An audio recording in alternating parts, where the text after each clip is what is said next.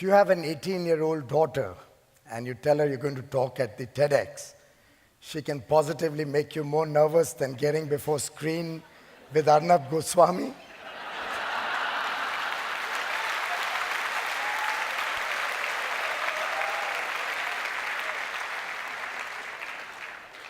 But I'm delighted to know that there's suddenly an interest in India to read about flying motor cars. But then I felt, when I saw the response to the presentation, that possibly there could have been some more enthusiasm. I remember some of us in the audience, a little older lot here, would remember Chitty Chitty Bang Bang. Remember the movie? The possibilities are endless. They showed it to us 30 years ago or 40 years ago. It's coming to fruition somewhat. And I was mentioning there that, hey, this can't work unless it comes down like a helicopter. It has to drop down like a chopper. And the whole paradigm changes. And I think that's what is happening all across us today. The world is changing. The world is not happy with incremental thoughts. The world is looking at transformative ideas. The expectations that we in India have today, and rightly so, are for transformational change. We can't live, a society like India's cannot live on jugaad, chalta hai, but there's no option, life is like that. And this is a great opportunity where young India, enlightened young India sitting before me, is looking for that change. Look at what happens when you think transformatively. Look at what happens when you can think big. We had an election campaign some time back, and I've been harped to God's end that I can't be political, but it's not about being political. It's about the thought behind a largely successful campaign that I want to talk to you about. We had a campaign in a situation where the world believed India cannot have a government which can rule without a coalition. I remember 2.5 years ago when we first started discussing elections, the general discourse was India has to have a coalition. So let's start building up a coalition, let's start negotiating. And the whole narrative was find solutions within the coalition politics. But if you think big, if you think differently, and make up your mind that no, we can actually imagine a government which has a complete majority and can govern the country well, you start thinking of possibilities. Just like that motor car which now flies. You start thinking of the way forward. How are you going to get an absolute majority for a country like India? And then you work backwards. You design your entire story around the possibilities that are there in the system. It's only about opening your mind up to those possibilities. And then you use TED, you use technology, maybe a little bit of entertainment, you use design, new designs of campaigning or new designs to present your viewpoint. And believe me, everything is possible. It's in the mind. It's a decision all of us have to take in our individual lives. I don't know how many of you have come across a situation where you thought the world is coming to an end. This is it. There's no way forward. There's nothing one can do next. It's at that time when one will have to look at options, will have to think big, will have to think out of the box, change the frame of reference. Our difficulty is we look too much into a structured frame of reference. If only we could go beyond that frame. If only we could change the way of looking at things. Look at it differently. Look at it transformatively and look at it with scale. Don't go into the cliches that we've been hearing all our lives. Then I think you come across solutions which can have an impact. I've been bothered about this for many years, that is India going to be left at the current state of affairs, or can we actually look at a completely new India where we can guarantee power to every individual in this country for 24 hours? We in Mumbai are relatively quite privileged. We have the advantage of getting power regularly. We don't have DG sets, we don't have inverters. But I'm sure you are all aware that large parts of India still survive with a few hours of power supply. I mean, the per capita consumption of power is obviously absurdly low. It's about 1,000, 1,100 units per person in the country against a world average of 4,000. And when I tell people that in 5 years, India can produce enough electricity that everybody gets power round the clock, the general refrain is that, oh, it's not possible, it can't happen. But as I sit down to analyze it, I'm quite convinced that if we as a nation were to set the bar high, were to make up our mind we have to do it, and work backwards, there's no way it cannot happen.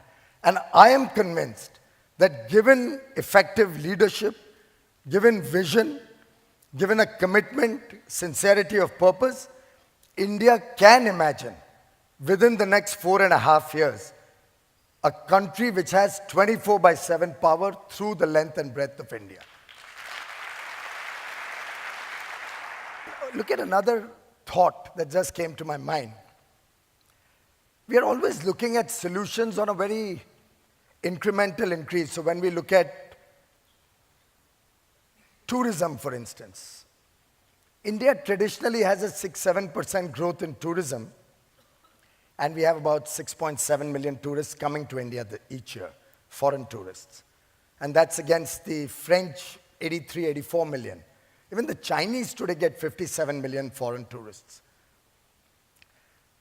Now, can India, instead of looking at a 6 to 7% growth in tourism, imagine that we'll grow 10x in the next 10 years? Can we as a nation start looking at a different scale of operation altogether? Now, just imagine India earns about $17 billion out of tourism. If we were to look at a 10x earning out of tourism, you're looking at 67 million tourists coming to India. And now look at the spin-off, what happens after that. A 10x increase in tourism would mean nearly $150, $170 billion of income, foreign exchange coming into the country. All of that is value add. People coming from outside your country and spending in your country. It creates the maximum number of jobs that any sector can create. It sorts out, obviously, your current account and fiscal account deficits. It improves your infrastructure. And a small idea like keeping India clean is something we all were very familiar with. It's something we would all do if we went to Singapore or London for our vacation. But back home in India, we wouldn't be bothered if there was a pile of garbage right outside our house. But it's the thought. If we were to start looking at things differently, if we could start seeing what does the tourist want when he comes to India. Obviously, he wants a clean India. He wants good electricity and water. He wants tourist spots to go to. He needs entertainment.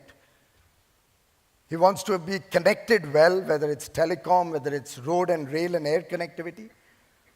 So should we, in our country, start looking at things from an objective which is significantly bigger, change the frame of reference and say, no, we are going to look at a 10x increase in tourism and then work backward. I see no reason why we as a country cannot completely change the story, change the narrative to a new future, a future in which India prospers, and that's where all of us prosper. And in that lies the story about our involvement.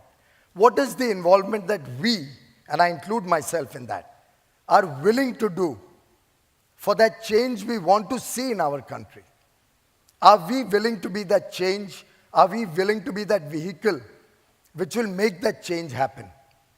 And I feel if all of us in this room only, we are about 1,000 people here, if all of us in this room decide that we are going to be that change to make Mumbai a better city, I see no reason we can't make it happen. The power in this room, the power to actually impact the life of Mumbai is incredible.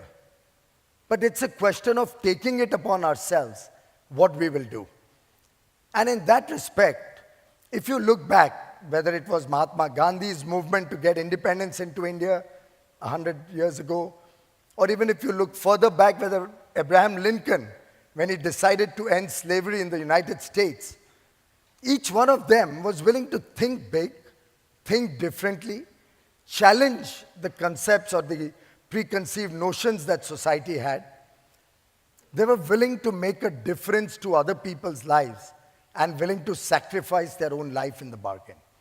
And I think in that respect, the opportunity that India has today, the opportunity that all of us have today to make a difference to our country, to make a difference to the nation's future, to impact the lives of probably the less privileged neighbors that we all have, is humongous. And what can that change be? I remember a few years ago, I was addressing some chartered accountants, and in the course of the discussion, I just threw a question. I said, what if all the chartered accountants in India were to make up their mind that they will not bribe a tax official? We have about 80,000 chartered accountants in India. Let each one of us pledge we will not bribe a tax official. I see no reason we cannot stop the tax terrorism or the corruption that we all talk about day in and day out. It's a small thought, but think about it. We, 1,000 of us sitting here, even if we were to decide that come heaven or hell, we are not going to be influenced or we are not going to look at a shortcut. Should there be a problem, we'll fight for it. We will get involved, do a root cause analysis possibly, find out where the systemic change is required, and then fight for it. I mean, in a manner of speaking, the Lokpal is an outcome of society. It is an outcome of the people's power to fight for change, to fight for improvement, to fight for a better tomorrow. And that fight against corruption is something which I think has got ingrained in the people today.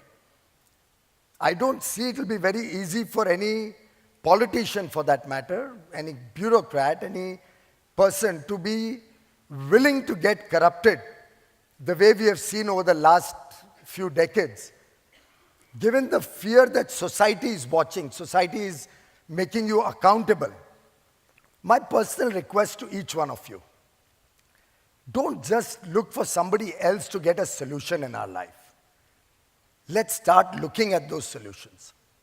Let's start seeing what can be done, what we can do, where we can fight for our rights, fight for change, fight for a new India, which we can leave behind to the next generation. I remember if one was to look back in our lives, breaking a traffic signal, for example, is not something we take very seriously in our lives over here. But once when my driver jumped a signal and he was stopped a few yards away, he tried to flaunt the name, and my wife was sitting there, she was talking on the phone, and the cop made a very good comment.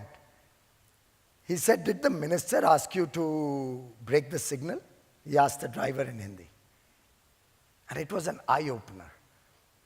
I remember my wife coming absolutely fuming at my driver and almost wanted to sack him. But I think that's where the change will come from.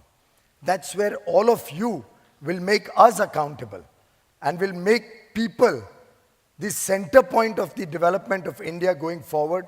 Your lives are intrinsically dependent on what you and we together do to be the change that we want India to be. We all participate together as a team. I urge each one of you, give that small part of your life. Give us that little bit of your life. And together we can make an impactful change in society. We can actually look for a bright and golden era of India and bring India to its truly deserving place in the Comity of Nations. Thank you very much for your patience. It was very enjoyable talking and chatting up with all of you. Thank you.